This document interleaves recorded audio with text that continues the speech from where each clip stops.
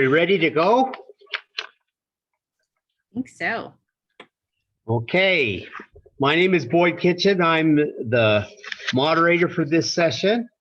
And we just have a couple of things to start out with. Remember, this is being recorded. If any of you want to remain anonymous, there's a way to do that. I will put the directions in the chat. And if you need to, reach out to me and I'll try to help you with those.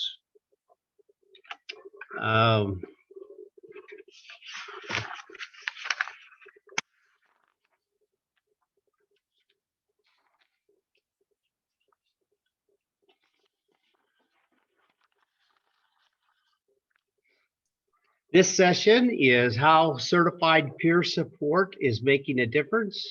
It is presented by Maren Wright Voss from Utah State University Extension.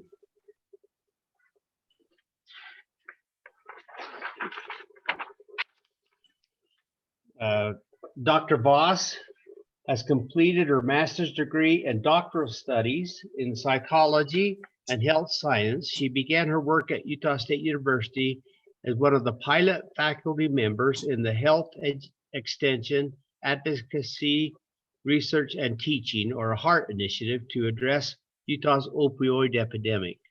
She's principal investigator on health resources and services administration, funded rural opioid grants to provide better integration of prevention, treatment, and recovery services, with special attention to reducing neonatal abstinence syndrome. She directs the HRSA funded $2.3 million necessary education and experiential training for upcoming paraprofessionals, or also called Next Up, training and internship program for certified peer support specialists in Utah. She's been instrumental in bringing the Living Well with Chronic Pain workshop series to Tooele, Salt Lake, and Utah counties. And in first time ever online offers solutions which address pain management with alternatives to opioids. Dr. Voss and HEART faculty have received You just lay down, go take nap. 15 awards in the past 2 years for their innovative work in addressing opioid harm reduction in Utah. Let's give it to you, Maren. Awesome. Thank you so much, Boyd. So I did not know you're going to do that whole mouthful introduction, but thank you. We're going to be talking about peer support today. And I just want to acknowledge that we're going to have tribal, rural, Latinx, Hispanic, multicultural representation on our panel. And I'd love to hear from everyone who's attending. We have 62 people. That's amazing. On what's your cultural context. So go ahead and type into the chat where you're coming from. So that it could be urban, rural, tribal, multicultural, or anything else you would want to put in there that is about your cultural context, so that our presenters can see where everyone's coming from. Before we introduce our panelists, though, I just want to make sure that we're all familiar about what we're talking about today. And so I assume if you're joining us that perhaps you know about peer support, but this is just a quick definition of peer support. And I actually kind of want to hear from our panel what they would add or take away from this definition. So it says a peer support specialist is a person with lived experience who's been trained to support those who struggle with mental health, psychological trauma, or substance use. Their personal experience of these challenges provide peer support specialists with expertise that professional training can't replicate. So they've got something special, something different that comes from that lived experience. And we just are finding that there's just a lot of benefits of having a peer on the professional staffing team, that you don't get those same benefits without having that peer in the team. I just want to mention, when I started my job as faculty for USU 3 years ago, I started with a little bit of a listening tour. They had asked us to address the Utah's opioid epidemic. But one of the first things I heard about what do we need to do to address this was the value of peer support. I don't know if they were just great advocates or those with loud voices, or if it really is just that transformative. But what I was hearing is that we need more peer support specialists. And so this panel is going to be a little Somebody bit said about, they're from rural Salt Lake City. awesome.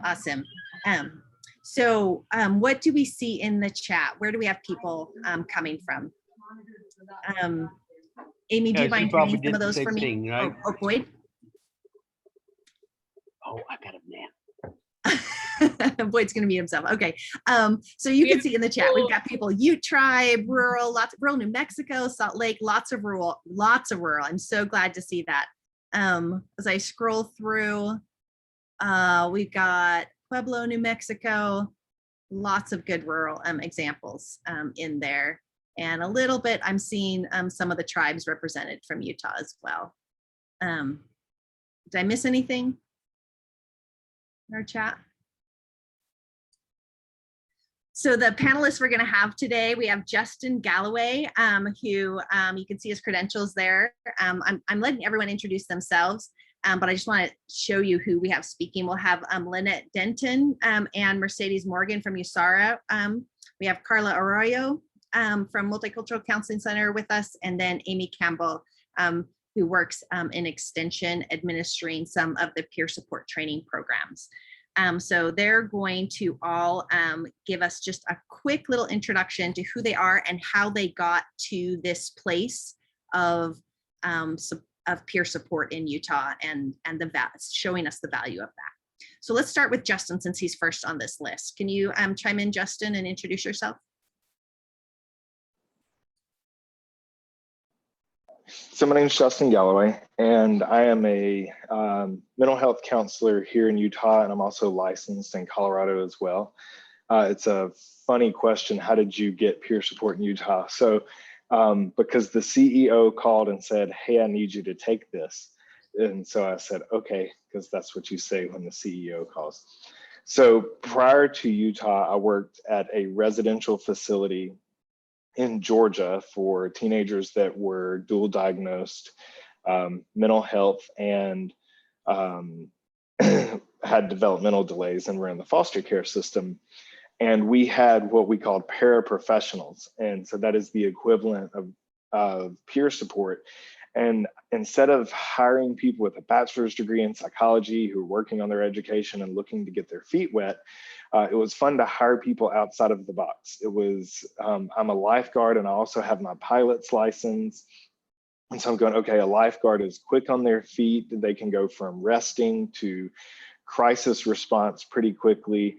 And he's going to be really thorough because he's a pilot and you have to be really thorough going through your plane checklist and things like that. I'm sure the documentation is going to be great. And so I enjoyed hiring people outside of the box that had life experience with family members or friends, or were working in careers that were not mental health because they brought a different perspective than the rest of us who've spent our education and career in mental health. And so I think with that background was why I was asked to help take peer support for UNHS. And so I've been doing it for a couple of years now. I've had a few staff that have worked under me. I enjoy working with it. Do you want me to answer the question about the definition of peer support? Yeah, what would you add or take away from that definition? That's a mouthful. So one of my recent peer support specialists would use the term professional friend when introducing himself to participants that were working in our program, because he said, I'm your professional friend. I don't have a mental health background, I don't have a degree, I have lived experience. And so I can go, I get you, man, I've been there, that's hard, and here's how I worked through it. Maybe it'll help with you. And so a professional friend, somebody who's a safe person to hang out with and encourage you in your recovery. I love that. Thank you so much, Justin. Lynette Denton, do you mind taking a minute to introduce yourself and how you got here? No, thanks for having me. I'm having serious internet connection issues, so bear with me. So I am a peer support specialist down here in Moab, Utah. I have been a peer support specialist in Moab since 2017. And what brought me to this place was just a long life of substance misuse. And then I had, we had some Moab to, try to bring peer support services down here. And before then, I had never heard of it before. And I had a friend, Tara, who they were interested. She had some time in recovery, and they wanted to implement what peer support services were like, in a rural area. And they brought it down to here, and it was about connection and love and just meeting people where they were at, and something that I wasn't really used to. We had treatment down here, which I thrive with structure, but it's a lot about being told what you need to do and how to get better and what works and what doesn't. And there's some consequence and stuff with what I'm used to. And so it was just a different thing. And so she took me under her wing, and she, really led me through some dark times and never left my side, and taught me how to kind of live my life outside of the treatment walls.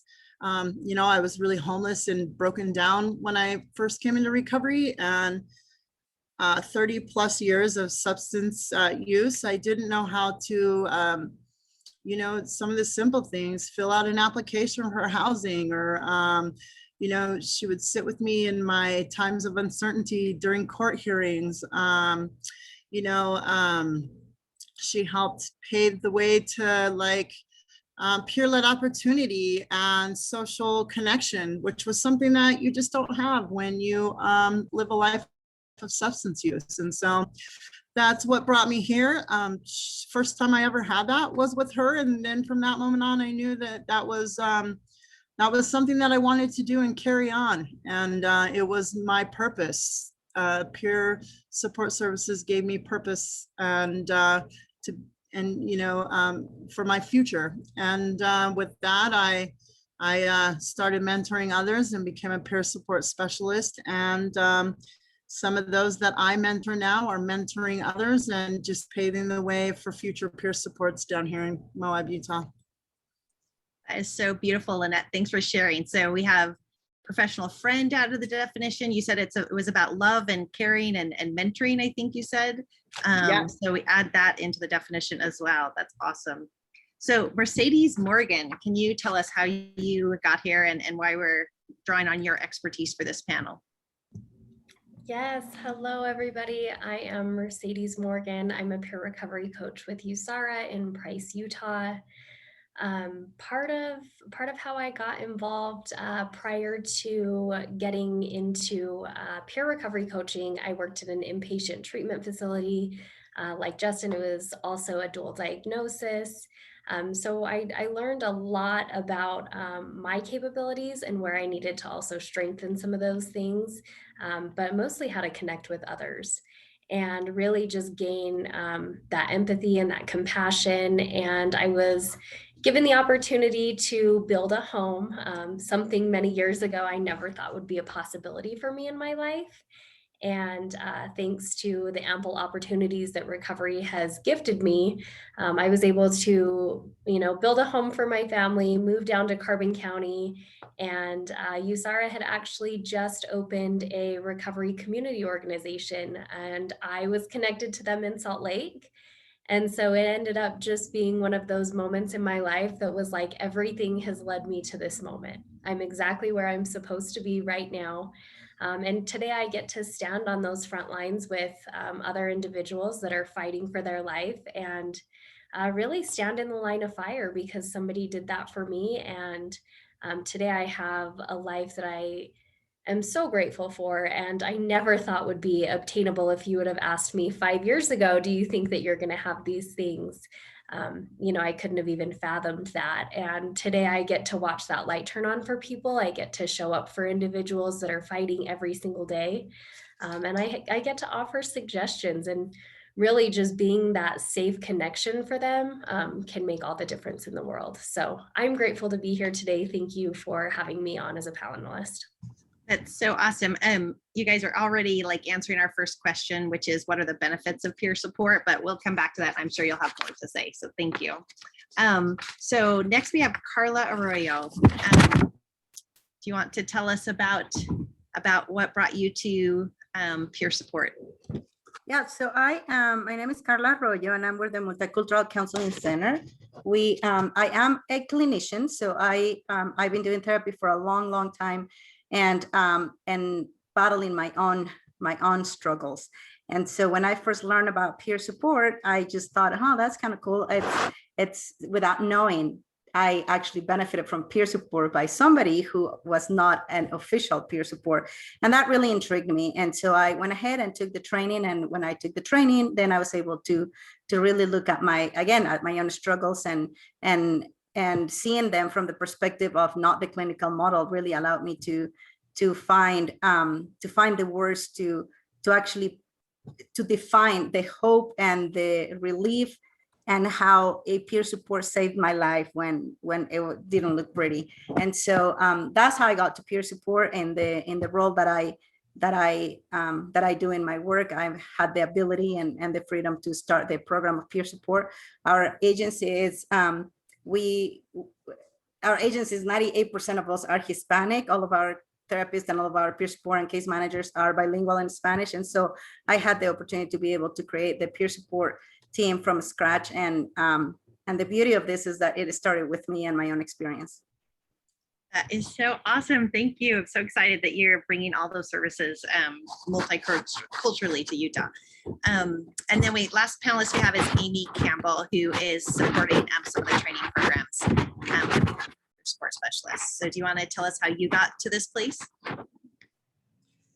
Yeah, so my name is Amy. Like Maren said, I work for Utah State University Extension, implementing the Next Up grant with Maren.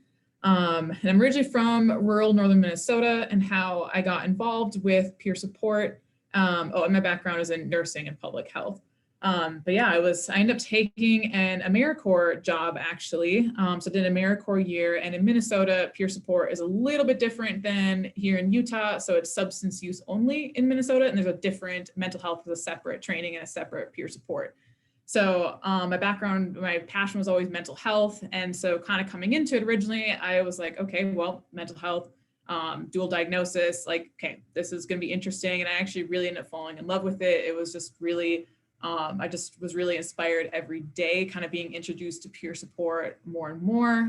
So I worked for a recovery community organization in northern Minnesota, and it was the first RCO in northern Minnesota. So I helped them establish their first certified peer support specialist training. Also helped them kind of move it to a hybrid model. And so now working for Utah State University, I am coordinating the peer support program and the trainings that we offer. I'm a co-trainer, and it's just kind of been, I just really believe in the peer support model and kind of walking alongside people and offering that connection, as everyone was kind of just saying previously to me. I think I'm able to kind of bring more of that clinical side and perspective of things, but also having kind of that experience working with the recovery community organization. And so I think I kind of end up bringing a really interesting perspective to Utah State's program. Thanks for that. So it's really cool in Utah. They were one of the earlier states to really get on board with the peer support movement. So about 10 years ago is when the certifications started happening. And they've been able to get it into the Medicaid law so that peer support specialists are, as long as they're under supervision of a clinical licensed person, can provide Medicaid billable services. But the way it's implemented in Utah kind of really depends on the agency, because our USARA representatives here, they don't do a model with their recovery community organizations where they're doing billable services, but peers can also work at agencies that do bill for the time and the services that they're providing. And so there's a few different ways that you can work as a peer in the state. So let's start with the question of how do you become a peer support specialist? And Amy was going to kick that off for us. Yeah, so here in the state of Utah, to become a certified peer support specialist, the requirements are to be 18 years of age, someone who has lived experience with either mental health or a substance use disorder, and to be in now sustained recovery. And then you end up applying through the state, and I'm going to drop it in the link here, or the link to the state website for the application. So if you go to that website, it's through the Department of Human Services for Utah, and you apply for it. You end up going through a 40-hour training, and there's multiple different agencies that offer a training. Utah State is one. We also have a hybrid training. And so that's a 40-hour training. And at the end of the training, you end up taking an exam, and you have to pass the exam with 70%. And yeah, that's essentially kind of the requirements to become a certified peer support specialist. So it's not a huge, we heard, if you were in our sessions earlier, we heard the Recovery Community Organization's presentation talk how to build a recovery ready community. One of the things they said is you don't want to have a really high bar for getting certified peer supports. We don't want it to be difficult, because we just heard how inspiring it is to have someone walking alongside you. And so it's just a 40-hour training, but there is a little bit of an application process. So there's a little bit of a bar there. You have to pass the exam, but it's not an unreasonable hurdle to meet. And so then we can have certified peers who are trained to provide that support. So the next question we have, and then I'll let Mercedes start, and then the rest of the panel, I'd love for you guys to jump in. And before I ask this question, I'm hoping all the people who are listening in, I'd like to know what your background and experience and awareness of peer support is. So do you mind dropping into the chat just what is your knowledge or experience with peer support? So maybe you've worked with someone in, or you've had someone counsel you or mentor you as a peer, or maybe you've never heard of it, or you just know about it because you are familiar with substance use treatment. What do you know or about peer support? So drop that into the chat while we ask this next question of Mercedes, which is, what are the benefits of peer support services in your community? So how are peers benefiting the community and individuals along with that? Thanks, Maren. So some of the benefits of peer support services within my community, number one, stigma reduction. We get to work on not only educating those individuals that have suffered from SUD or OUD, but also educating our community on how to better connect with one another, which opens up lots and lots of doors for people that maybe have felt like those doors were not previously opened.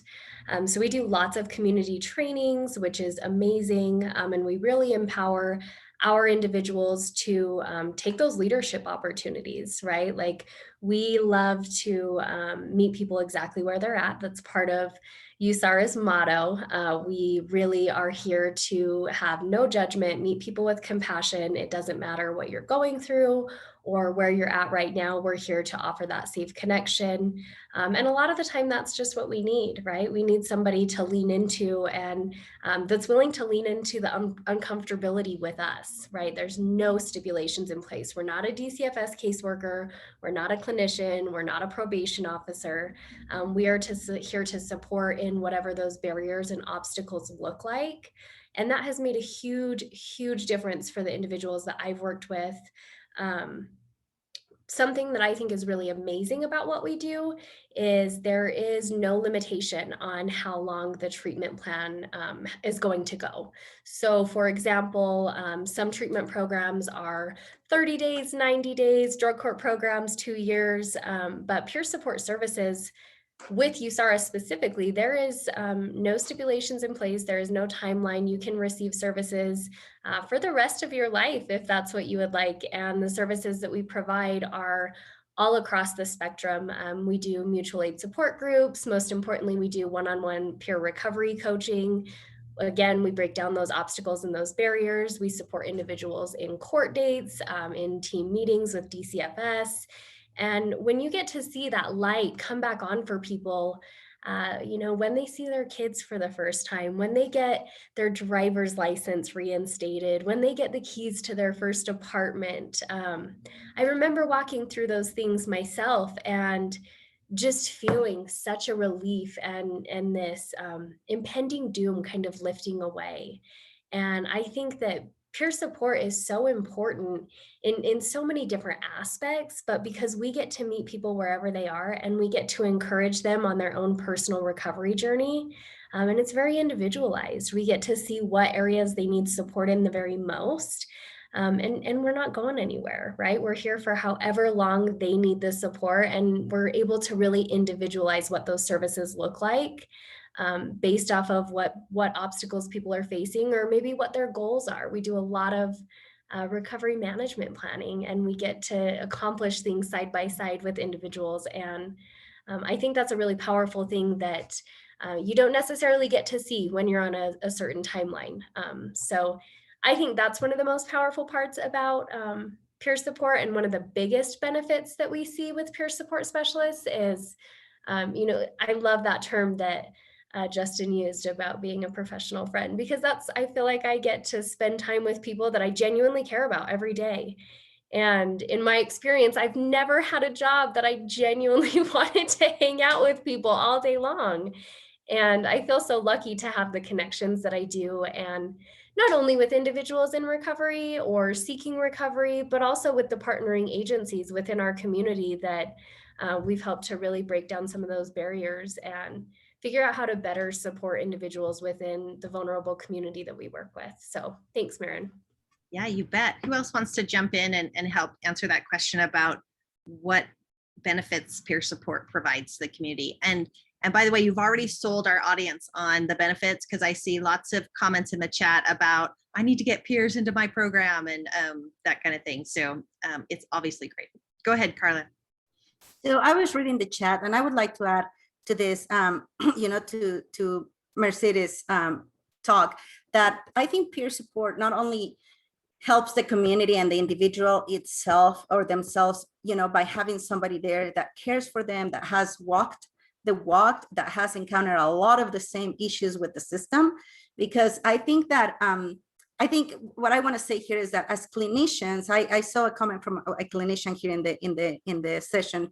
I think as a clinician, a peer support it benefits the work that we do as a clinicians. And the way I explain it, me being a clinician, and again, having the blessing to be on both sides, is that when you're a clinician, you meet with a client for 50 minutes once a week, if you're lucky, right? And that is if you don't have trainings, if you don't have, vacation, because clinicians burn out just like anybody else. In those 15 minutes of a session, you go in and then you have to establish rapport. Hey, how you doing? How was life? And then you have to also kind of end the session so that you can end on time. So really the bolts and nuts of a session, it's about 20 to 25 minutes. That's the time where you're really processing, you get deep into the stuff. And then, at the session, the client leaves most of the times okay. And then they leave, and then you're like, okay, we'll see you next week, and we're gonna continue to work on this. If you're a CBT, you're gonna leave them homework, and then hopefully they'll go to a group or whatever. In many occasions, there is not a group, they're not in outpatient treatment. So they don't have 9 or plus hours of care. And so whenever they leave your office, that day they're empowered and they have a lot of skills. But then if they had a session on Wednesday, Friday hits, and then I always say, right, and the stuff up in the ceiling, with a word that I cannot say here, it starts falling. And then, the therapist is like, I have a full schedule. I can't really make time to see this individual because there's this crisis, and they're gonna have to wait until next Wednesday. And there's really nobody there. And so a peer support is that person that allows the therapist to be able to be okay letting the client go in that session, and knowing that when stuff starts coming off the ceiling, there's somebody there that will help them contain that crisis, or that will help them remember some of the skills that you guys have worked in therapy. And so peer support in the clinical setting, peer support is not a different service. Peer support and clinical therapy and clinicians and case management, and they work side by side. And clinicians and peer support have to be best friends, because whatever you work with the client in therapy, your peer support, that's your helper. That's the person who is on the ground, reminding them all the cool things that you guys explore in therapy. And so I think, as therapists, I would say they're not here to take your job by any means. Peer support specialists are here to help you so that you can do everything that you wanted to do in that treatment plan, and because it actually becomes achievable. And so I think, to me, that's super important. I think whenever we're talking to peer supports and we want them to give you a definition of what they do. It's hard to give a definition because peer support is so emotional, and it's all about empathy, and it's all about being there. And as a clinician, we may be looking for a hardcore definition. It may not exist, but the best way for me to explain it is that your peer support are your helpers. It's like if you want to feed your ego, you're Santa Claus, and they are your elves. They are the ones who are helping you bring the toys and bring all the beauty that takes place in the therapeutic relationship. Thank you for that, Carla. And anybody else want to jump in? But I just love how you talked about that integration of service, that it's not a competing service in any way, but that's part of probably why we see that peer support services are so effective, is because it just provides enhanced wraparound comprehensive care when we have peers on the treatment team. Very cool. Anybody else on the panel want to weigh in on the benefits we're getting in the communities from peer support? I just want to kind of piggyback off of the other two ladies, but talk about, when I was first coming into peer support, or when I first was learning what peer support services was, I had been in and out of treatments on and off my whole life, and I really thrived and did very well with structure. So while I was in treatment, I did good, and I was tracked, and all of that was super necessary. And also, the therapy parts of things, but like Carla was saying, or, I would, after treatment was over or my session ended, I would find myself pacing outside of the four corners, just waiting for the next group, because I didn't have anywhere to go, and I didn't feel safe in my life, and I didn't know what to do with myself. And so part of the peer support services, when this was introduced to me, was, somebody sitting with me because I was homeless, helping me fill out applications because of the criminal record that I had picked up, knowing that I was going to get denied from any kind of housing that was affordable, plus, being unemployable from 30 plus years of substance misuse, learning the appeal process and going through that, and just every single thing, like just learning how to live outside of the treatment walls, and being able to pick up the phone and call somebody on the weekend when I'm having a really hard day, or it just feels really dark. Sitting with you in the dark is what my peer support would always say to me, and what I say to others now. I'm here to sit with you and meet you where you're at, in the dark, in the light, anywhere that you need. Like,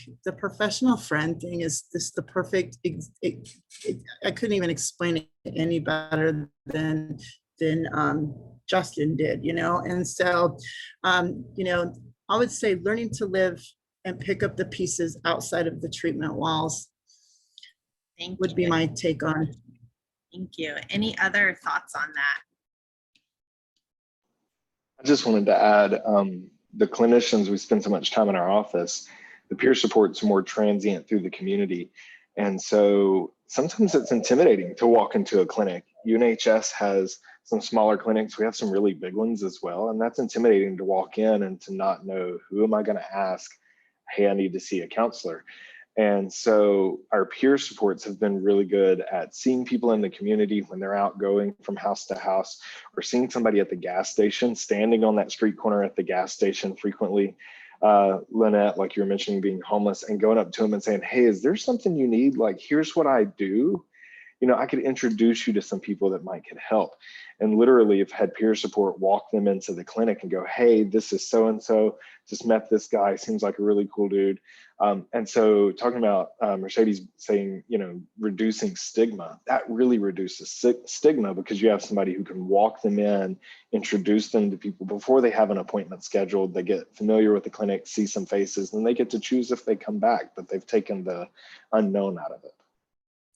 Wow, that is such a testimony. And everything you guys have been saying is what I heard 3 years ago when I was asking people, what do we need to do to reduce this opioid epidemic?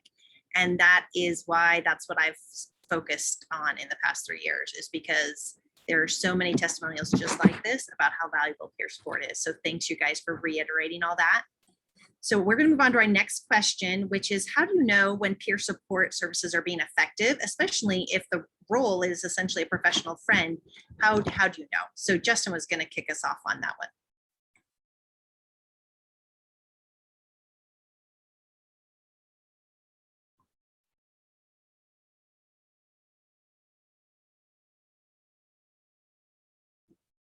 Did I freeze? Can you guys No, hear me? I can hear you. So I was going to try to kick the next question to Justin, which how do you know when peer support services are being effective?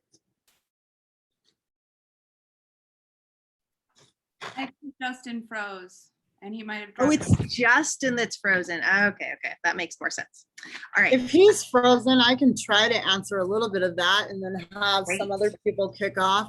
But I think Thanks. that the way, like, how do you know when peer support services are being effective? First of all, data. You know, here at USARA, we've come up with a new data platform, which has been a little hard to learn how to do, but I've learned the importance and the value of data. And then when there starts being less stigma within the community and you start hearing languages of hope and optimism, I think when people start using their stories for hope and purpose for their futures, these are just kind of things, you know, referrals and people outreaching for our services. And I think those are just some of the things that you kind of know when they're starting to be effective in your community. That's from my perspective. Thanks. Anybody else on the panel?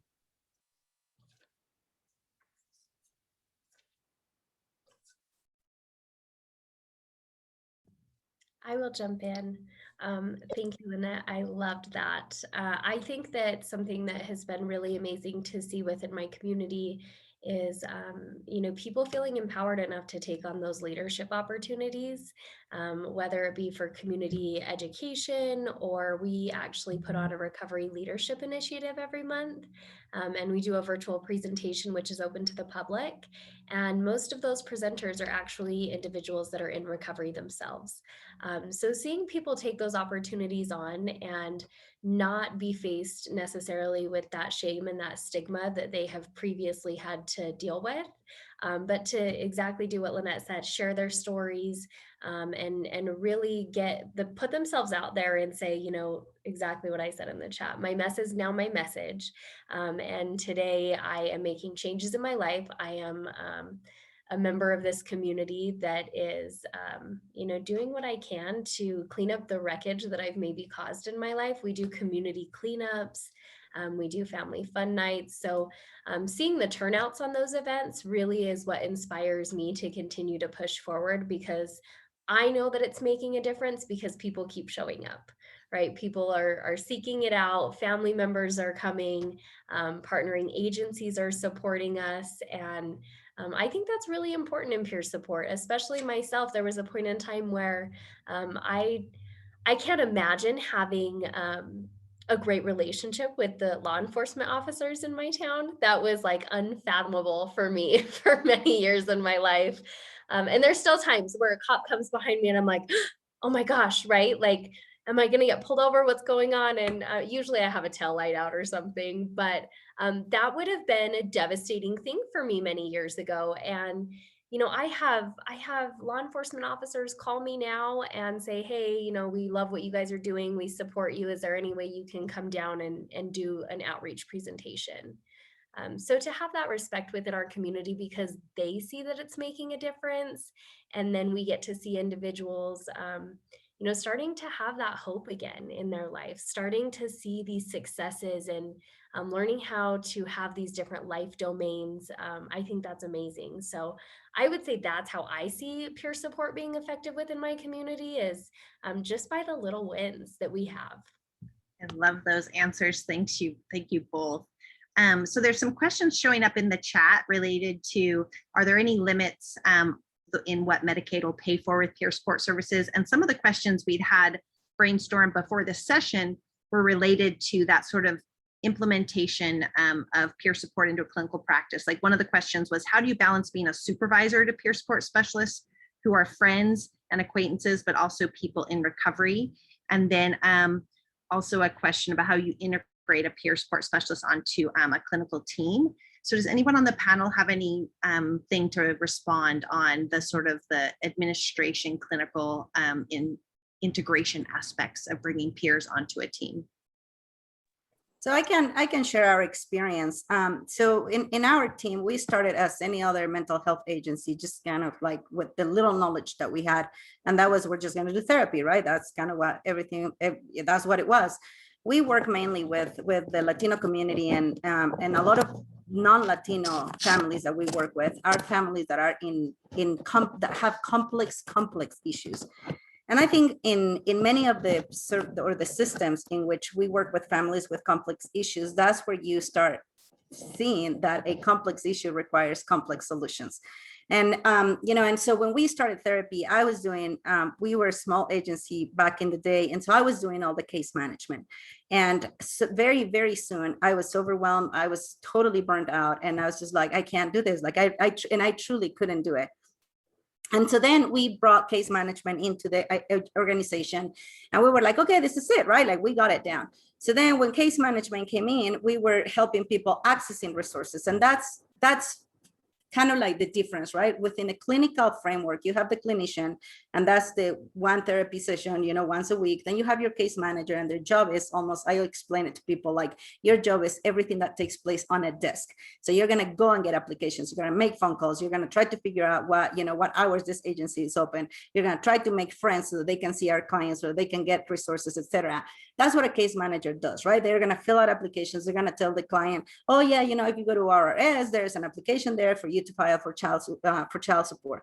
That's what case manager does. And then what we found is that many of our clients, not only they were not comfortable with the system because they didn't trust the system, whether you have been or you have struggled with substance use, whether you have lived in poverty, whether you are a member of one of our underrepresented communities, you know that you have been oppressed by the system. You have been taken advantage by the system. And so we don't trust the system, right? Because whenever you get close to the system, they're going to screw you. They're not going to necessarily help you. And so what we found is that we had all the resources, but nobody was accessing them. And when we started figuring out, like, what is it? Well, because we were afraid of it, right? What if I go in there for child support, but then they're going to get me because I have a charge? Or what if I file for housing, but then they're going to get me because I haven't paid right now, and now I'm at a risk of eviction. And so then we started finding that it was not just giving them the resources, but we needed somebody to go with them and help them and show them that doing it this way, that the system was to be trusted. And so that's when we started looking into peer support. And so I think a huge thing for our communities is that a peer support will not only give them hope that things are possible, like you are an example, Mercedes, Lynette, you're an example, I am an example that things can get better, but sometimes that's not enough. Because I can be very pumped to seeing y'all here in Zoom, but if you were to tell me, okay, now it's your time to go and ask for a week, that's a different elephant. And so I think peer support allows individuals to be able to trust the system again, and to trust that there are people in the system that are watching out for them. And for individuals, a lot of people will say, well, yeah, that's for individuals who don't speak English. And I'm thinking, no, because when you live in poverty, when you grow up in poverty, sometimes making that first phone call, it's very hard. Sometimes we don't even have the language to say, like, how do I access whatever it is that we may need? And so I think the best thing for, that peer support does for our community is that it is peer support. It's a bridge between the basic needs of an individual and this self-actualization in the very, very deep inner side of each human being. Yeah, thanks for that. And Justin looks like he's back with us. And so the question we were talking about was how you integrate a peer support specialist into the clinical care team and overcome any of those barriers. Justin, did you have anything you wanted to contribute to that? So for us, we've had some kickback from clinicians in general behavioral health about integrating peer support. What are their regulations around confidentiality? And I'm like, they all answer to HIPAA. It's the same. So they're not out just talking in the community openly about the patients that they work with. And then another one of the things is understanding they are a part of the clinical team. Carla was talking about that. The program that I work in, the Ohio program, we work with 16 to 25-year-olds who are transitioning to young adulthood. I have to write, as the clinician, case management into the treatment plan so that it's billable for their insurance. And I have to write peer support in for the same reason. And so they're an equal member on the team. And another one of the questions was, how do we know when peer support's effective? It's effective when my peer support specialists are bringing information to me that I didn't know about. Where the participants are sharing things with them and I'm going, oh, that's good ammunition for therapy. That's something I can work on. And so that's how you integrate them into the team. And one of the things we've done is, for our program, we have a weekly clinical staffing. The peer supports have an equal role in that clinical staffing. So the case managers usually give kind of like, here's the latest, because again, at most I'm seeing them once a week for 50 minutes. And I may provide some guidance, but we always get just super valuable information from the peer supports. Hey, this is what they've got going on, or this week they mentioned this was a struggle for them. And so they're an equal member. So having them on the clinical staffings, providing insight that the therapist didn't know, is one of those quick humbling points or checkpoints for yourself. You're like, oh, they're getting things out of patients that I'm not. So that's one, how you know it's effective, and two, how you include them, and it builds some respect amongst the rest of the team for that peer support position, because it's invaluable. We laugh about, we didn't know what it was, but now we don't know how to work without it. That is a great thing. We didn't know what it was, and now we can't work without it. I love that little tagline. I also love Mercedes. My mess is now my message. I'm writing down these little quotes you guys give me. That's awesome. Thank you for that. So we had another question that Lynette was going to help kick us off on. What are important aspects to consider when first engaging a participant in services? So when you're first starting to work with someone, I love, Justin, how you pointed out that like peer supports can bring someone from the gas station over to the clinic, like they're out in the community. But once a person starts to receive the peer support services, what do you need to consider? I think that the most important number one thing to consider when first engaging with somebody into peer support services is, number one, and I can't stress it enough, just meeting them where they're at. Really taking the time to hear the person and find out what it is that they're looking for and what services and supports would best help them. A lot of the times we assume that everybody wants to be sober and everybody wants to, we want more for them or have higher expectations of them. And I actually work with several people who just aren't ready yet. And so, not expecting them to have abstinence or whatever, but meeting them where they're at and actually caring.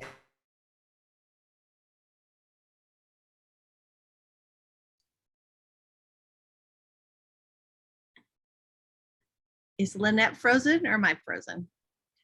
It's Lynette. Okay. All right. Thank you, Lynette, for that response. Really appreciate it. And it just makes me think, I know the training. Oh, go ahead, Lynette. Go ahead and finish your thought. Oh, sorry. I don't know if I'm freezing or what, but my computer went wompy, or if it's case management they need or social connection, just really finding out what their needs are and not assuming your own needs for them. And I love how you started with that, because I know motivational interviewing is one of those skills you guys learn in your training to be a CPSS. And it is about meeting that person where they're at, because we're not helping if we're just forcing our external ideas on them. I love that that's the place where you went with that, where to start. Did anybody else have anything they want? Well, we actually can't contribute anymore. We're wrapping up at 2:50. And so I just want to thank all of these panelists. They are absolutely the experts, and they're the ones making the difference out in the community. And I just love my role in trying to find the funding and the opportunities to get more peer supports out into our communities at more agencies, get more recovery organizations that provide these supports, because I think it's making a world of difference. And so again, just thanks to all of you for everything amazing that you're doing. And I'll turn the time back over to Boyd or whoever's in charge of our session. Just thank you, Maren, and each of the panelists, and hopefully we've learned something here. Just want to mention the sponsors today and thank them for helping us with this summit. That's Utah Department of Human Services, Division of Substance Abuse and Mental Health, Rural Health Association of Utah, Utah State University, and several organizations, the Emma Eccles Jones College of Education, Human Services, Department of Kinesiology and Health Sciences, and the College of Humanities and Social Sciences and USU Extension, and SAMS HSA. What's that stand for? Somebody tell me. Substance Abuse and Mental Health Services Administration. Okay. And how do you say that as an acronym? SAMHSA. SAMHSA. Yeah. Okay. H is silent, right? Yeah, just pretend it isn't there. It's been good. Thank you, everybody. We'll see you all tomorrow, bright and early. Thanks, everyone. Oh, I just love our peer supports. Thanks for all you do.